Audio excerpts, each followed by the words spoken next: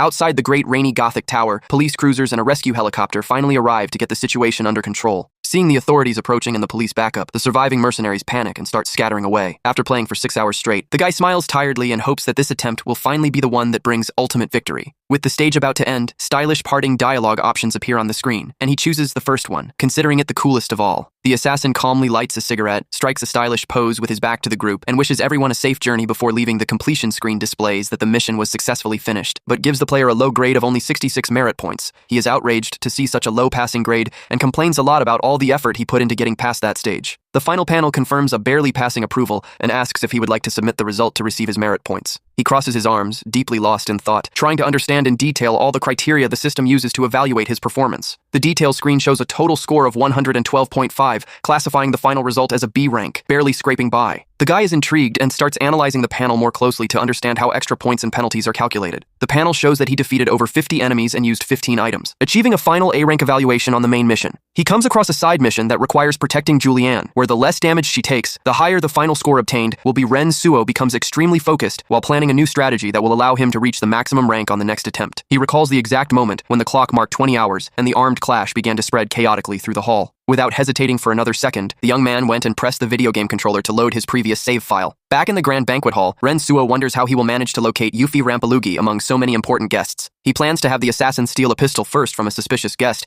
and then head straight toward the inner banquet hall. Upon trying to pass through the entrance of the inner hall, the prota is quickly stopped by 2 security guards standing guard at the spot. The men warn that it is a private restricted area, and new dialogue options appear on the screen for the player to decide how to respond. He asks how he could get authorization to enter, and the guard replies that access is exclusive to the partners of the Rampalugi family. The security guard starts getting suspicious of the guy and states that he does not recall any Asian guest who was formally invited to the party. Sensing the suspicion and the rising tension in the hallway, the assassin hears hurried footsteps of someone approaching the entrance. An elegant young man introduces himself as Angel Ricard and explains to the guards that he came to celebrate Karen's birthday, representing his father. He shows his invitation and apologizes for being a bit late, justifying that he needed to change his clothes after getting dirty on the way to the tower. The guard greets the elite youth with extreme respect and opens the doors, politely asking him to step into the private hall. The guy realizes there is no way in without using force and plans to storm the hall in the final minutes before 20 hours to save Yuffie. Unfortunately, upon trying to force his way in, the assassin is surrounded by dozens of armed enemies and gets gunned down in the inner hall. He realizes, bummed out, that trying to break in guns blazing attracts everyone's attention and concludes he will need some clever plan to infiltrate. Suddenly, a genius idea flashes in the young player's mind, who finally finds a perfect solution to overcome that huge challenge. He decides to load the first save file to go back to the rainy alley and notices that a specific guest now appears highlighted on the map. The guest in question is the young Angel Ricard, who is walking down the street toward the tower under a very heavy rain. Disguised as a butler, the hero approaches the rich youth on the street very politely, offering to help him change his clothes after getting dirty. The hero takes advantage of the moment of distraction and knocks Angel out by surprise with a heavy blow, taking over his identity for the infiltration. The guy celebrates big time and has a lot of fun noticing that the game has the impressive ability to remember the events of past playthroughs. With the new identity and the invitation in hand, the assassin easily passes by the guards, who do not even question the fact that he has Asian features. The guard opens the large wooden door and welcomes the disguised hero, allowing his triumphant entry into the private hall. The prota finally enters the inner hall on the 9th floor of the tower, receiving the mission to protect an important girl named Kaylin. The hero approaches the hosts with complete charm and highly praises Karen's beauty, saying she shines brighter than the lights in the hall. Before him are the 2 Rampalugi sisters, with Yuffie being the older sister in a white dress, and Karen being the smaller little sister holding a teddy bear. The disguised assassin remains silently standing before the 2 aristocratic girls to assess the security of the place with close attention. The older sister smiles and politely thanks the hero's compliment, commenting that her little sister much prefers to be called cute. The young player widens his eyes and lets out a gasp of surprise upon processing the information he just received from the 2 game characters. He goes into absolute shock upon realizing that the VIP Karen Rampalugi, whom he needed to protect, is actually just a very small little girl. He finally understands the weird look the mobster guards gave him earlier when he previously said he was a huge admirer of young Karen. With an embarrassed smile plastered on his face, the guy admits that the video game is extremely clever and full of funny surprises. The final panel shows that he managed to complete all objectives and achieved an excellent score of 85 points on the stage's final evaluation. Exhausted after facing so many challenges and repeating the stage multiple times to save the girls and the hostages, he finally relaxes satisfied on the couch. The system confirms the data submission, rewards the player with 15 merit points, and delivers a level 1 treasure chest as a reward. Feeling the weight of tiredness from playing for so many hours straight, the young man ends up quickly dozing off right there, lying comfortably on the couch. While he sleeps deeply in the living room, the dark sky outside the window fills with heavy gray storm clouds. A few hours after nightfall, the scene changes completely to the busy and wet streets of the famous city of London in the real world. A man wearing an elegant black suit stealthily slips a mysterious envelope with the seal of the Heavenly Palace into his inside pocket. The man calmly walks away along the sidewalk, leaving behind the knocked-out body of the young heir, Angel discreetly leaning against the wall. Before him rises the imposing and gigantic Gothic tower, with all its windows luxuriously lit up in the dark and cold city night. The entrance guard opens the large dark wooden doors with much respect and politely invites the man in the suit to step into the lobby. Upon entering the luxurious private banquet hall, the man in the suit is warmly received by Yuffie and little Karen, who are holding the teddy bear. The visitor greets the host politely and says he came representing the legendary Xuan Kingdom, leaving both of them quite intrigued by that. He wakes up with a ravenous hunger and devours the food quickly, realizing with shock that he ended up sleeping for almost 11 hours straight. In the restaurant, he hears two young women at the next table excitedly commenting on the news of the real shooting at the Rampalugi family estate. Intrigued by the topic, the guy politely interrupts the girls and asks if they also already know about the banquet incident. One of them replies that everybody already knows, commenting that their social media feeds are completely flooded with videos about the assassin. The guy scratches his head quite confused, wondering how that unknown console game could have gotten so famous so quickly. The girl fires back confused and shows her phone screen, guaranteeing him that those scenes are not from a game, but actual real footage of the occurrence. Looking at the video, he realizes shock that the scenes match the previous night's game exactly, even displaying the same character he customized. Faced with all that, the guy freezes and asks with suspicion if the images he is seeing on the screen might just be from some new movie.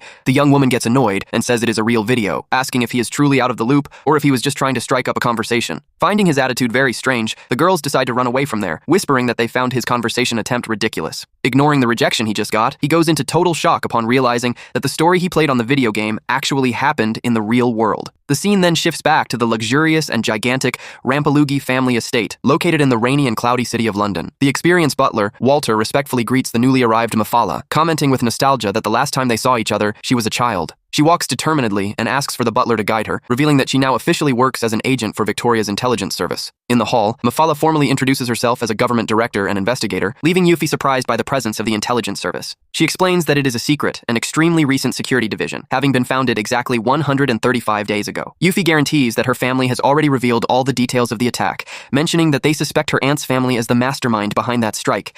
Mafala guarantees that the local criminal organization has already been dismantled, but reveals that the real reason for her coming is to investigate this mysterious assassin. The investigator states that searches at airports and stations turned up nothing, as the man simply vanished without leaving a single trace. She confirms the bizarre disappearance and reveals that security cameras and witnesses recorded the exact moment he vanished into thin air before everyone. The director explains it was no magic trick or hypnosis, but it seemed like every particle of the assassin's body had disintegrated and vanished into thin air. She theorizes that behind him is a giant faction that knew everything about the enemies, since the assassin knew exactly who the hidden targets were. The agent highlights the surgical precision of the hero's attack, revealing that the mercenaries confessed that their invasion plan was perfect and lethal. She adds by saying that the sisters' survival chance was 0, but fortunately, that mysterious gentleman appeared to save them at the right moment. Mafala reveals that the footage of the gunfight ended up on the internet anonymously, and that it is impossible to erase it from servers worldwide. She explains that the public thinks the scenes are from a movie because they are too perfect, and adds that nobody has detected where those recordings came from. Surprised by the agent's bizarre revelations, Yuffie asks if that mysterious assassin is a force even more dangerous than the terrorists themselves. Mafala confirms,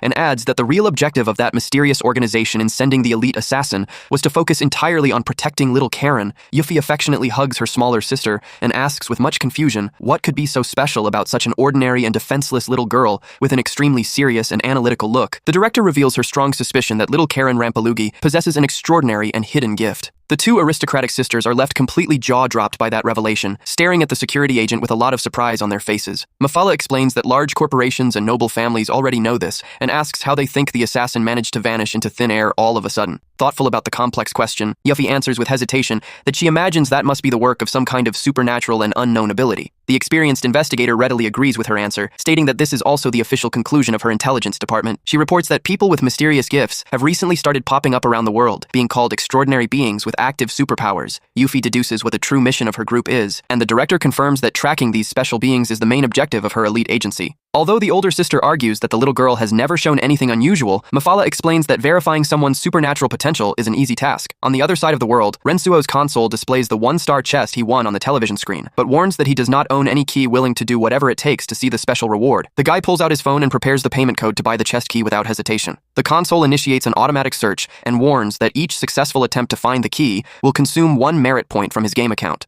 He notices relieved that the system only charges points when it finds the real key and decides to leave the feature running in the background without worrying about the costs. Suddenly, his smartphone starts ringing on the couch with a quite poetic custom ringtone that talks about swords and epic battles around the world. He answers the call and finds out it is his director, who urgently asks the guy to show up at the local office before 15 hours in the afternoon. She explains hurriedly that she forgot about the mandatory government medical exam and orders all the new rookie employees to show up regardless. The young man's clock marks exactly 2:30 in the afternoon. When he finally arrives at the indicated spot under a very clear and sunny sky, he admires the facade of the public building, where he will start working and gladdens up a lot, imagining the peaceful and comfortable routine he will have there. Upon entering the establishment, he spots the director and runs in her direction to greet her with total politeness and professional respect. The director cheerfully introduces the new freshly graduated team members named Li Qingxuan and Mo Zhaolong, suggesting that everyone make friends quickly. She gestures excitedly and explains that the group has already gone ahead, calling the 3 young rookies to walk together toward the health clinic. On the way, the director mentions that the work routine got very hectic due to higher orders to monitor new residents with suspicious behaviors. Rensuo is surprised to see so many people getting exams right in the middle of a weekday, but the director explains that they are the last group in the district. Shortly after, at the entrance of the health clinic, a young man with silver hair tells them to grab and fill out their own forms. Rensuo feels a strange tightening and his heart racing near Mo Zhaolong. Finding it bizarre to feel flushed by a regular guy, Rensuo insists he is straight, but Mo Zhaolong jokes, saying that every man thinks so until he finds the right person, telling him not to slip up sometime later. They walk down the clinic hallway and notice that even the line for the blood draw is gigantic. Upon hearing about the blood test, Mo Zhaolong gets visibly tense and worried about the situation. Mo Zhaolong fakes a stomachache and asks Rensuo to get blood drawn in his place, but the Proda answers that you cannot outsource this. While Mo Zhaolong tries to escape, some agents wearing black vests appear at the location and start observing him closely. Mo Zhaolong starts running desperately, and the agents yell for him to stop immediately, initiating a chase right then and there. Upon being caught, Mo Zhaolong uses a mysterious power with purple butterflies and makes the agents pass out on the spot. Rensuo is left in shock upon realizing that that strange sensation in his heart was coming precisely from Mo Zhaolong's mysterious power. Mo Zhaolong races against time to flee before the police arrive, planning to hide in a small town and live a quiet life. The silver-haired youth confronts the fugitive, listing several dates and locations where that same passing out trick was used. He accuses Mo Zhaolong of being responsible for all these mysterious cases and firmly orders him to surrender once and for all. Irritated by the meddling, Mo Zhaolong lunges with fury against the young man, using his glowing energy again to attack him with great agility. The silver-haired youth dodges the strike and lands a precise punch right in the opponent's stomach. Mo Zhaolong drops knocked out on the ground immediately, while the silver-haired guy celebrates that the job is done. The silver-haired agent looks around and points at Rensuo, calling the Proda to come closer. Li Dan asks Rensuo to drag the passed-out guards to the side and guarantees they will be fine, as they only passed out. While Li Dan makes a call, Rensuo deduces he is a high-ranking government agent and decides to obey without questioning. While dragging the bodies, Rensuo notices that the fabric of the agent's black vests is of extremely high quality, very tough and soft. Rensuo looks at Mo Zhaolong and notices that the mysterious attraction is still active. Realizing that is the perfect opportunity, Rensuo touches the guy, and the system alerts that a key has been located, but he needs to maintain physical contact for 39 seconds. As the system's countdown begins, the silver-haired agent turns around and asks what Rensuo is doing. With the count still running, Rensuo tries to play it off, but the agent exclaims, surprised that that man is a criminal. Rensuo is shocked to learn this, because he thought his colleague was just trying to run away to avoid having to take the blood test.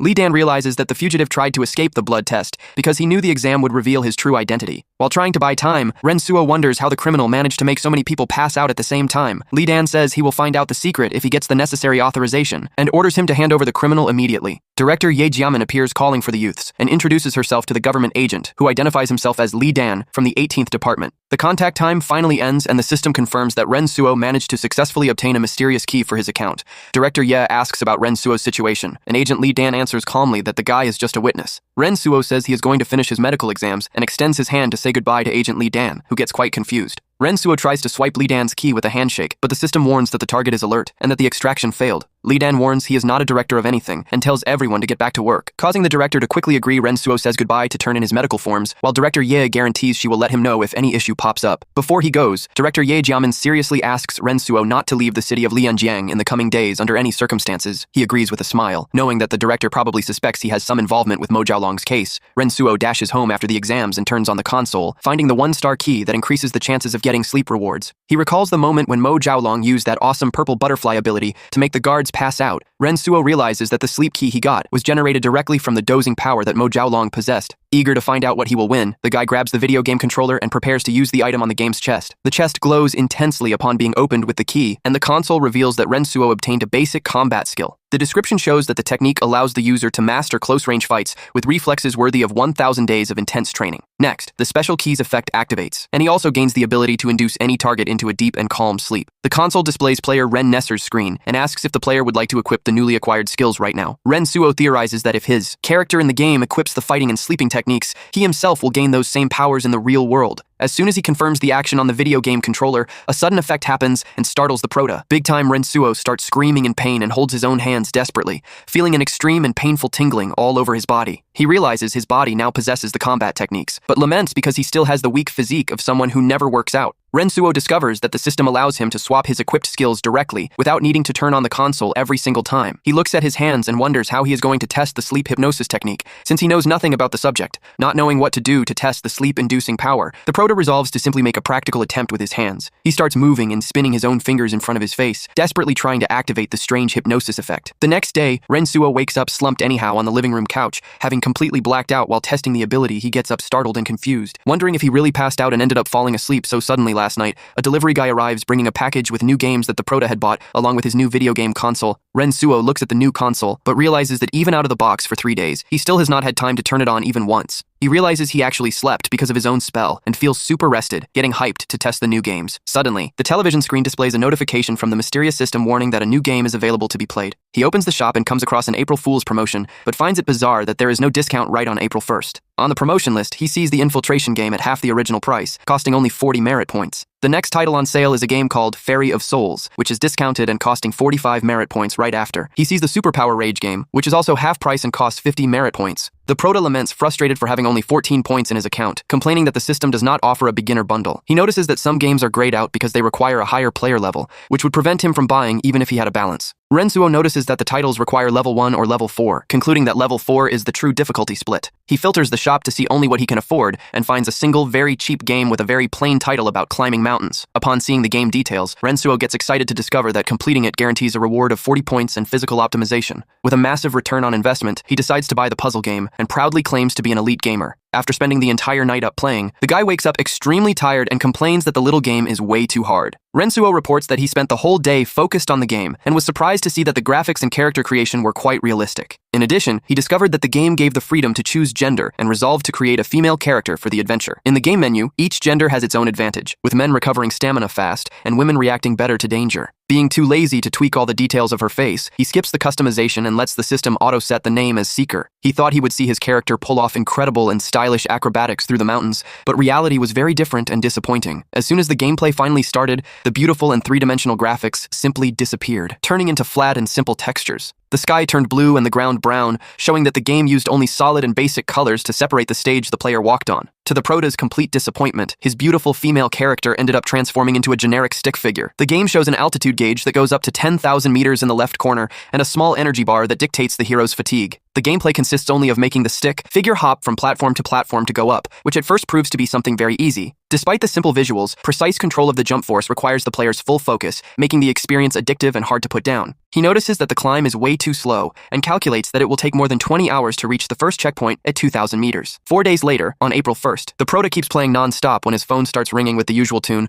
Rensuo answers the call from his boss and receives the order to report to the Lianjiang National Security Department the next day. The director complains about him waking up late and warns that if he does not show up at the scheduled time, he will lose the chance to get the slot. He asks what slot this is, and the boss explains that if he passes this interview, he can be transferred straight to national security. He gets excited and asks about the benefits of the new position, and the boss reveals that the base salary and extra allowances are much better. The guy accepts the invitation on the spot and asks if there is anything specific he needs to know before participating in the big interview. The boss says he and Li Qingxuan were the only ones pre-selected from the office, and promises to send her contact information so they can talk hyped by the great news. Rensuo vows to himself that he will fully focus to try to beat the terrible game today. At 4 in the morning, he decides to go to sleep to rest for the interview, even though he spent almost all his merit points on the game. The screen displays the mission accomplished notice with a final score of 80 points, asking if he wants to submit the definitive log. He submits the score and receives only 24 merit points, plus a 1-star chest and the exclusive physical optimization item. The prota accepts the prize and celebrates that, at least he got back the invested points and still secured the valuable chest in his account. The console explains that the physical optimization item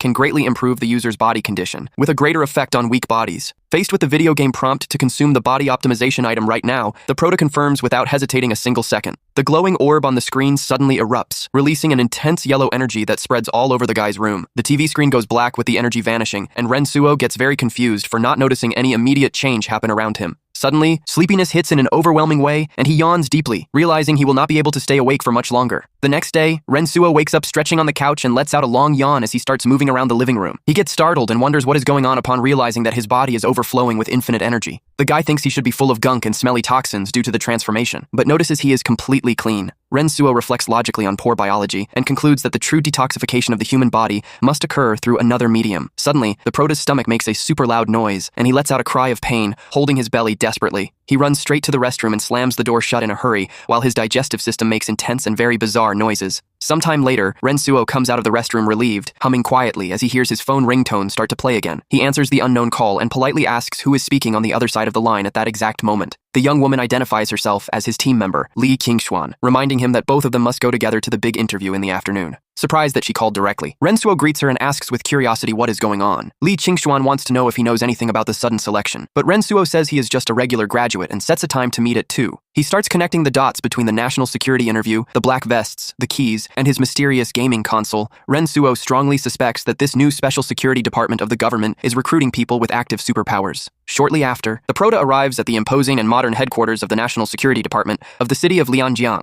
Upon entering the first-floor lobby, he sees a massive crowd of candidates and wonders if this is an undercover military draft. Li Qingshuan and Rensuo find the excessive number of candidates strange, along with the fact that they were selected without even applying. A well-dressed youth joins their conversation and questions if all that sudden movement has a direct relation to the recent rumors. He is surprised that they know nothing, and comments that on the internet it is common for real news to be quickly suppressed by the government. The guy reveals he has influential relatives who confirm the rumors and formally introduces himself as Xie Xianxi, offering a handshake. Li Qingshuan looks at Rensuo from the side with a quite suspicious and uninterested expression toward that show-off man. Rensuo cuts off his handshake and makes a corny joke about the meaning of their names being destined for a great connection. Li Qingshuan introduces herself and asks about the rumors. Xie Qianxi questions if they have been following the news about people with superpowers. She recalls a fire and ice performance that went viral 2 months ago in the city and that mysteriously vanished before the holiday even ended. Rensuo mentions the mysterious assassin from the internet video, and Xie Qianxi confirms that the strike at the luxury tower actually happened for real. Xie Qianxi explains that the slot they are competing for is in the newly created 18th department, whose agents they already know. Li Qingshuan gets confused without understanding who he is talking about, but Rensuo soon remembers that it is the men in black vests from the clinic. He mentions that the other sectors nicknamed them the Black Cats, and that their interview invitation was based strictly on the medical exams. He suggests that the slot looks for people with hidden potential in their bodies, and decides to show his code on the screen to add them on a social network. Right after adding Xie Qianxi, the prota is placed in a group with the catchy name of Future Leaders, where everyone starts commenting. Xie Qianxi advises that making connections is vital in national security, because everyone there probably possesses special and out-of-the-ordinary talents. Rensuo praises the guy, calling him Young Master,